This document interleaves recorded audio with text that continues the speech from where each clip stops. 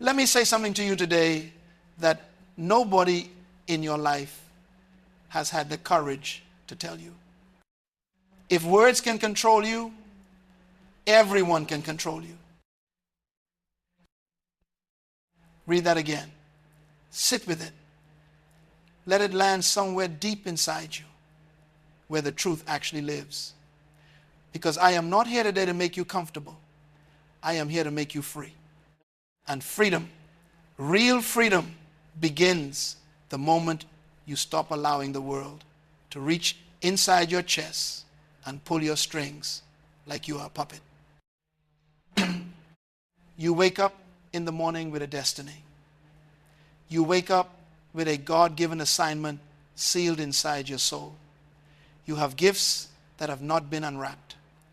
You have a purpose that nations have not yet witnessed. And yet, you are sitting there, burning energy, losing sleep, shaking with rage because of what somebody said to you. Think about how dangerous that is. Someone typed 3 words on a phone screen. 3 words. And you lost 3 days of your life. You stopped working on your vision. You stopped praying over your mission. You stopped building the empire God placed in your hands. Because 3 words from a person who does not even believe in their own future somehow had the power to dismantle yours. I need you to hear me clearly today. Your emotional reactions are not just hurting your feelings. They are not just ruining your mood. They are destroying your future. They are stealing the time, the focus, the clarity, and the discipline that your purpose desperately needs from you. Every time you react, every time you explode, every time you go back and forth with someone who is not even on your level, you are handing them the keys to your destiny and saying, here, drive.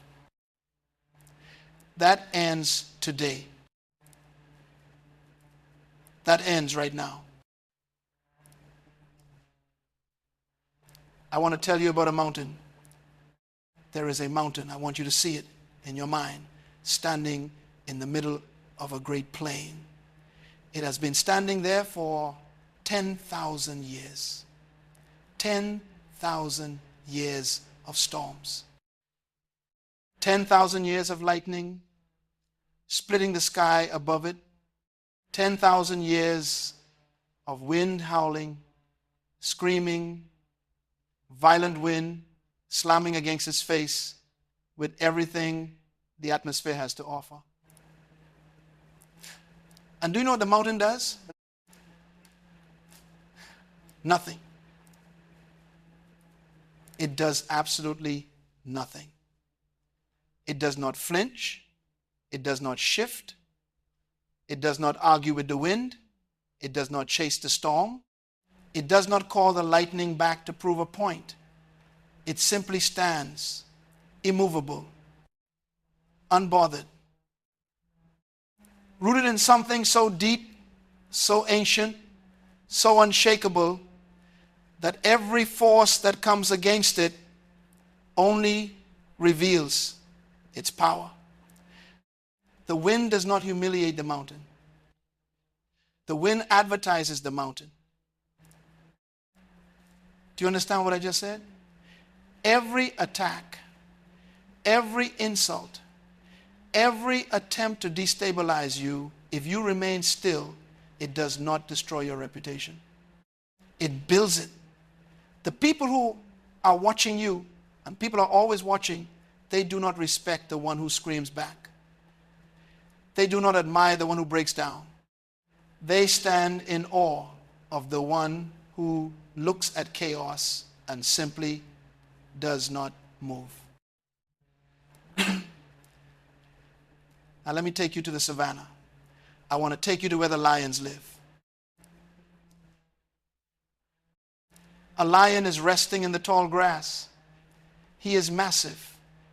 He is calm. His eyes are half closed in that ancient, knowing way that only a creature with absolute power can afford.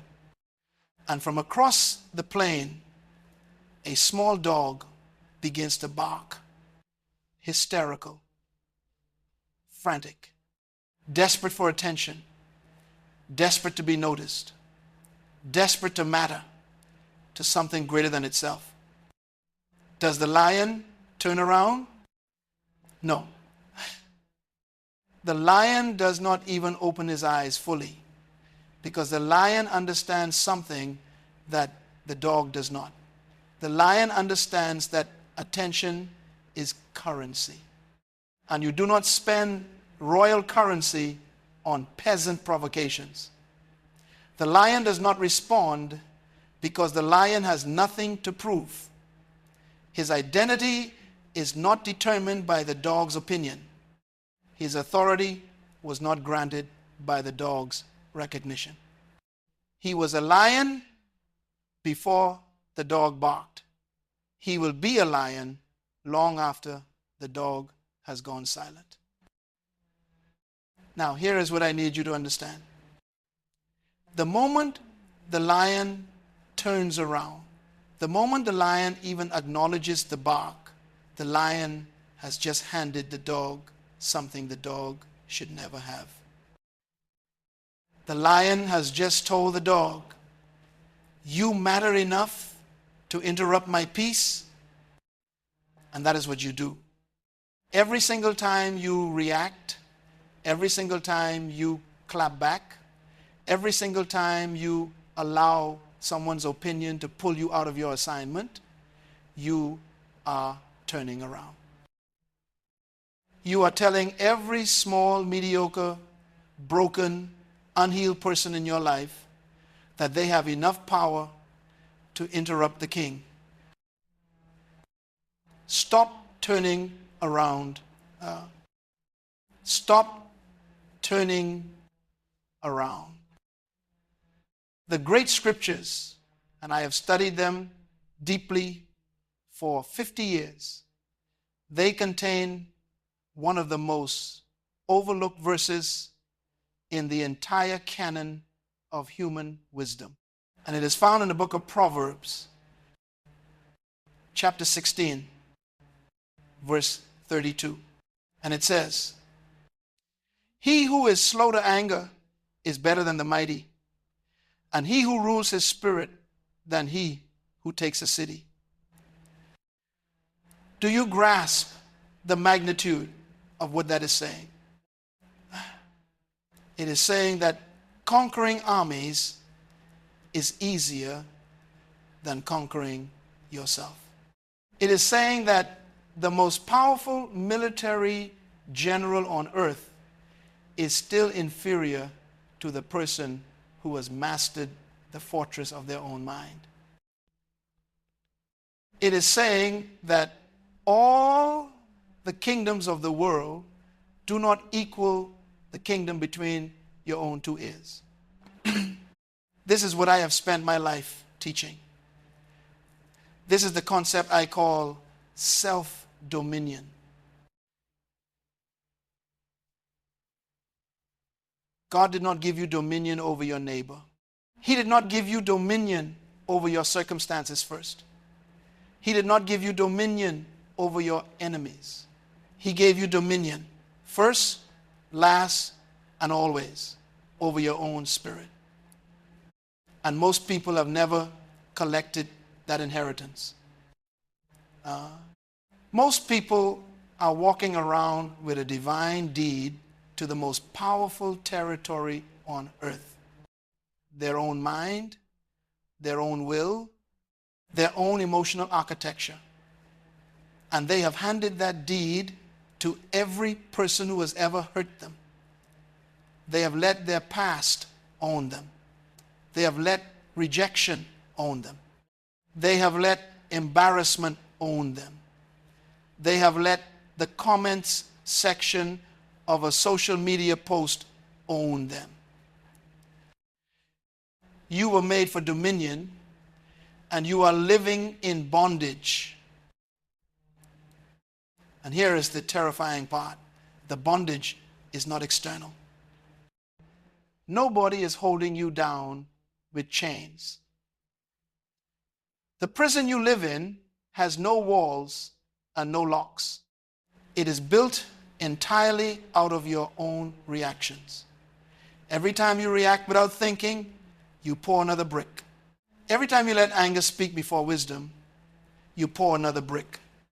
Every time you allow your emotions to make decisions that your purpose will have to live with, you are building the walls of your own prison with your own hands.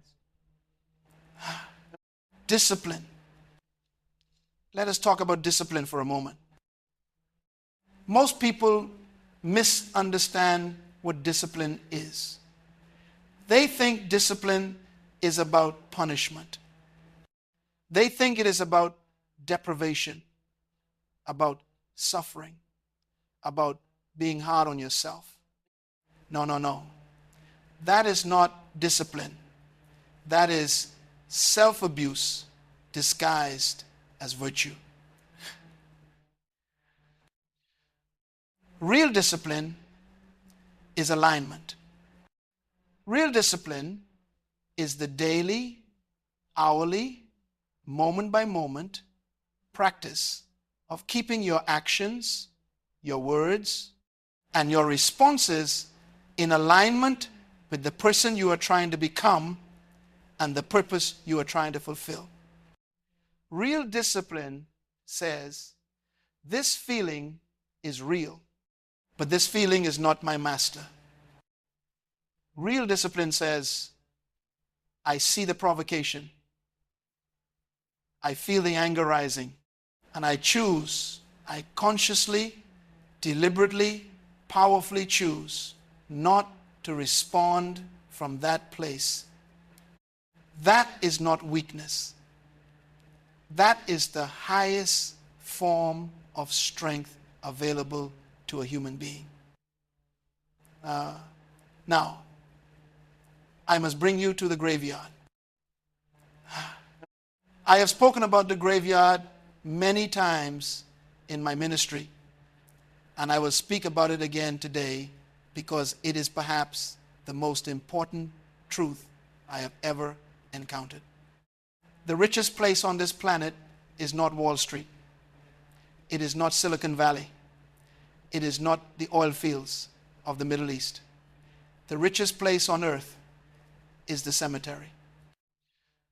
Because buried in graveyards around the world are businesses that were never launched, books that were never written, songs that were never recorded, cures that were never discovered, movements that were never started, children who were never inspired, nations that were never healed, purpose that God placed inside of a human being, and that human being took it with them into the ground. Undelivered, unreleased, unused. And I want to ask you, how many of those graves belong to people who ruined their lives over a 5-minute emotional reaction? How many of those graves belong to men and women who, at a critical moment in their story, chose rage over restraint, chose pride over purpose, chose the temporary satisfaction of winning an argument over the eternal significance of completing their assignment? A man loses his career because he cannot control his temper in a meeting. A woman loses her marriage because she cannot stop reacting to her insecurities. A young person loses their scholarship, their opportunity, their entire trajectory because of a confrontation that lasted 7 minutes and felt in that moment like it had to be addressed. The graveyard is full of people who thought their feelings were more important than their future.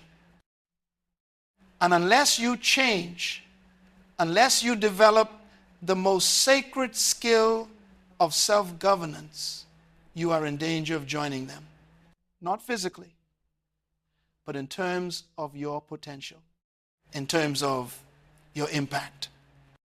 You could bury your purpose while your body is still walking around. That is perhaps the most tragic death of all. Dying with your music still inside you because you spent your whole life being distracted by noise. I want to talk to you now about something that the most dangerous and extraordinary people in human history have understood and that average people will never understand. There is a power in silence that cannot be manufactured, cannot be faked, and cannot be taught in any institution on earth. It can only be forged. It is forged in the fire of provocation that you chose not to respond to. It is forged in the humiliation you absorbed without breaking. It is forged in the moment when every emotion inside you was screaming, say something. And you looked that emotion in the eye and you said, not today. Let me paint you a picture. Two people are in a room. Person A says something cruel, something dismissive, something designed to provoke and destabilize. They are waiting, they are watching, because deep down, person A needs a reaction. The reaction is the food they came to consume. The reaction confirms their power. The reaction tells them, I still matter to you. You still think about me. I still live inside your head rent-free. And person B does something extraordinary. Person B says nothing. Not because they are afraid, not because they have no words, but because person B understands that their silence is not a retreat. Their silence is a weapon. Their silence communicates something that no sentence could ever articulate as powerfully. You do not register. You do not move me. I have a destiny, and you are simply not on the map. There is nothing more terrifying to a small person than encountering someone they cannot provoke because they have no strategy for that. Manipulation requires a reaction. Toxicity requires engagement. Chaos requires your participation. The moment you withdraw your participation, their entire arsenal becomes useless. You become untouchable. Now I need to tell you the difference between cold and calculated. Because some people hear this message and they go away and they become cold in the wrong way. They become cold toward love. They become cold toward vulnerability. They become cold toward authentic human connection. And that is not what I am preaching today. I am not teaching you to become a stone. I am teaching you to become a mountain. There is a difference. A stone is cold because it has no life inside it. A mountain is still because it has so much life, so much depth, so much foundation that the surface disturbances cannot reach the core. Be warm in your purpose. Be passionate in your prayer. Be tender with the people who have earned your trust. But when the world comes to destabilize you, when provocateurs come to pull you off your assignment, when small minds launch small missiles at your great vision, be a mountain. Be a mountain. Now, here is the discipline that separates the exceptional from the ordinary. The exceptional person does not just avoid reacting. They use the energy that would have been wasted in reaction, and they redirect it. Every ounce of anger that you do not spend on a foolish argument becomes fuel. Every moment of peace you preserve instead of surrendering to drama becomes time. Every insult you absorb without breaking becomes data. Data about the character of the people around you. Data that you store silently and act upon wisely. You do not argue with average minds. You outwork them in the dark, in silence. In the hours when they are sleeping, gossiping, scrolling, reacting, you are building. You are sharpening. You are becoming. This is the absolute power of the person who has mastered their own spirit. They do not need to announce their greatness. They do not need to defend their vision to people who were never qualified to evaluate it. They do not need the approval of those who do not share the assignment. They simply work. They work with a quiet, terrifying consistency that the reactive person will never be able to match. Because the reactive person is always putting out fires that their own emotions started. You cannot build an empire and manage a soap opera at the same time. You have to choose. Let me go deeper. Because I do not want to just inspire you today. I want to transform you today. And transformation requires us to go beneath the surface. Why do we react? Why is it so hard to stay still when we are provoked? Why does a single word from the wrong person have the ability to unravel years of discipline in a matter of seconds? The answer is identity. When your identity is fragile, when who you believe yourself to be is built on what others think of you, on external validation, on the feedback of the crowd, then every opinion becomes a threat. Because every negative opinion is an attack on the foundation of yourself. And your nervous system, your ancient primal nervous system, cannot tell the difference between a threat to your life and a threat to your ego. It responds the same way. Fight, flight, react, defend. But when your identity is anchored, when you know who you are at a cellular level, when you have sat with God and received the revelation of your own worth, independent of anyone's assessment, then opinions become irrelevant, not painful, not hurtful, irrelevant. Because the opinion of someone who does not know your assignment cannot define the value of your assignment. Let me say that again and let it carve into you. The opinion of someone who does not know your assignment cannot define the value of your assignment. This is what I mean by building from the inside out. Most people build their confidence from the outside in. They wait for applause before they believe in their work. They wait for love before they believe in their worth.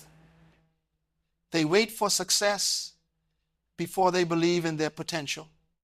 And because they are always waiting for external permission to feel secure, they are always vulnerable to whoever decides not to give that permission. The person who has built their identity from the inside out is a different creature entirely. They are not waiting for applause. They are not threatened by silence. They are not destabilized by disapproval. They carry the source of their security within them, and no one can take what no one gave you. Now, the practical work. Because this is not just philosophy. This is training. And like all real training, it must be done daily. It must be done when it is uncomfortable. It must be done in the moments when every instinct you have is pulling you in the opposite direction. The next time someone disrespects you, I want you to pause. Not because you have no response, but because I want you to feel the space between the stimulus and the response. In that space, that microsecond, that tiny sliver of silence between what happened and what you do next, in that space lives your entire future. Viktor Frankl, who survived the horrors of a Nazi concentration camp, called that space freedom. He said that even when they took everything from him, his family, his dignity, his physical liberty, they could never take that space. The space between stimulus and response.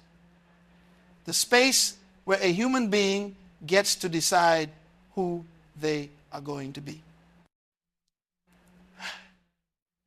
They cannot take that from you either. Not your enemy, not your past, not your trauma, not the person who hurt you, not the voice that tells you that you are not enough. None of them can enter that space without your permission. It belongs to you. Guard it with everything you have. And when you feel the reaction rising, and it will rise, because you are human and you are healing, I want you to ask yourself one question. One question only. Does this response serve my purpose? Not, am I right? You may be absolutely right. The righteousness of your cause is not in question. The question is, does this response, this argument, this explosion, this dramatic exit, this social media post written in fury at midnight, does it serve the destiny God placed inside of you? If the answer is no, you already know what to do. You stand still. You breathe. You return to your work. I want to close today with a charge.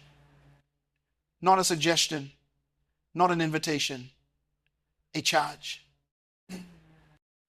You were not placed on this earth to spend your days at the mercy of every person who decides to push your buttons. You were not created to be a feather in the wind, carried wherever the drama blows. You were not born to be reactive. You were born to be purposeful. You were born to carry something heavy, something sacred, something the world is waiting for, and to deliver it intact. And you cannot deliver it intact if you keep dropping it every time someone upsets you. The greatest war you will ever fight is not with your critics. It is not with your competitors. It is not with your past or your circumstances or your enemies. The greatest war you will ever fight is the war for dominion over your own spirit. And most people never even show up to that battlefield. They spend their entire lives fighting external wars while the real war rages inside them. Unacknowledged, unaddressed, consuming everything, show up to the real battlefield. Fight the real war. Every morning when you wake up, you are going to face a version of yourself that wants to react, that wants to be petty, that wants to check who is talking about you, that wants to respond to the disrespect, that wants to explain itself to people who were never going to understand. Every single morning, you are going to face that version of yourself. And every single morning, you must defeat it. Not with self-hatred, not with shame, with vision, with the clear, burning, non-negotiable knowledge of where you are going and what it will cost you to get there. The cost is not money. The cost is not talent. The cost is focus. The cost is the decision made daily, renewed hourly, in every provocative moment to protect your peace like it is the most valuable asset you own. Because it is. I have watched brilliant people destroy brilliant futures. I have watched gifted men and women, people with extraordinary potential, people who carried seeds of revolution in their souls. I've watched them wither.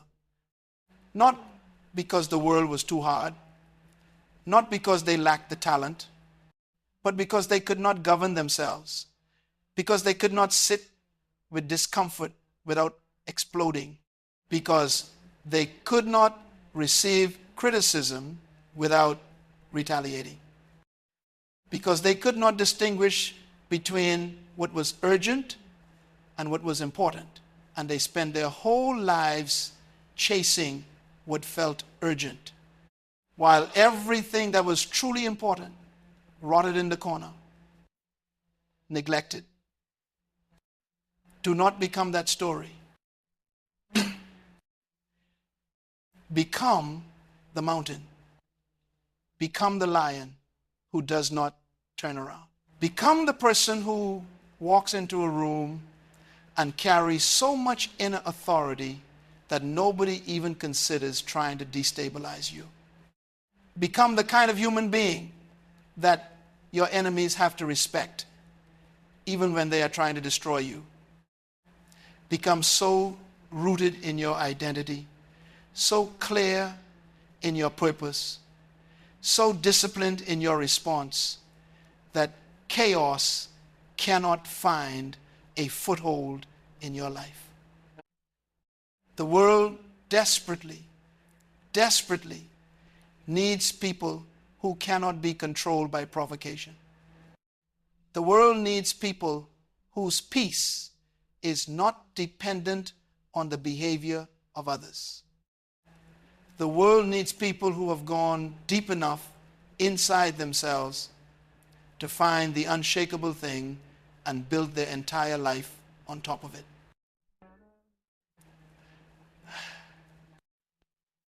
You are capable of being that person. Not someday, not when things get better, not when people treat you right. Now, in the mess, in the middle of the disappointment, in the season when you are overlooked and underestimated, and everything inside you is screaming for justice. Now is when you become who you were always meant to be. Because character is not built in comfort. Character is not forged in applause. Character, the kind of deep, unassailable, world-changing character that God designed for you, is built in this moment, right here. When you feel the reaction rising and you choose the response instead, when you feel the anger burning and you redirect it into your work, when you feel the urge to prove yourself and you let your results do the talking, that is the power of not reacting. That is the power of a person who has decided once, finally, with the full force of their will, that their purpose is worth more than their pride. That their future is worth more than their feelings in this moment. That the world they are meant to build is bigger, far bigger than any argument they could ever win. Go build your world in silence, in discipline, in the terrifying, beautiful, unmovable power of a spirit that no one on earth can control. God gave you dominion. Collect it.